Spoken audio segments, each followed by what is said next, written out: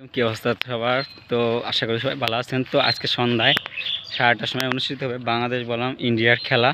তো এই ম্যাচটা জমজমাট হাড্ডাহাড্ডি লড়াই হবে। তো 15 সালের মাহমুদুল্লাহ রিয়াদ যে ছক্কা মেরেছিল সেটা আউট হয়ে যায়, এবং 16 সালে মুশফিক মাহমুদুল্লাহ রান নিতে পারে না, একটা রানের জন্য বাংলাদেশের হার। তো সব প্রতিশোধ আজ হবে বাংলাদেশ ভার্সেস ভারত ম্যাচে। তো সাকিব আল হাসান বর্তমান যা ফর্মে আছে, অর্থাৎ যা করছে তার বিরুদ্ধেও একটা টুইট করে বীরেন্দ্র সেহবাগ। তো সেই সময়কে সাকিব আল হাসান জ্বলে উঠবে, এবং বিশেষ করে সকল বলাররা জ্বলে উঠবে, এবং জমজমাট খেলা হবে ভারতের সাথে।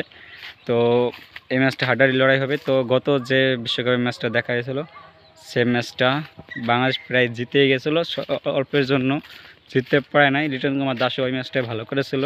তো আশা করি বাংলাদেশ ভারতের সাথে ম্যাচটা জিতবে। জমজমাট লড়াই হবে, হাড্ডাহাড্ডি লড়াই হবে। তো এই ম্যাচে দেখা যেতে পারে তানজিম তামিমের পরিবর্তে সৌম্য সরকারকে, অর্থাৎ তানজিম তামিম গত ব্যাক টু ব্যাক দুইটা ম্যাচে তিনি 0 করেছেন। তো সৌম্য সরকারও শ্রীলঙ্কার সাথে 0 করার কারণে বাদ পড়েছিলেন। তো যেহেতু সেও 0 করতেছে, তো সৌম্য সরকারকে আবার আরেকটা ট্রাই দিতেই পারে, নির্বাচক বা হাতুরু। তো বাংলাদেশের জমজমার একটা ম্যাচ হবে। তো ম্যাচটা দেখতে সবাই চোখ পাতবেন আজ রাত 8:30টায়। ধন্যবাদ। নতুন একটা ক্লাস সাবস্ক্রাইব করে রাখবেন।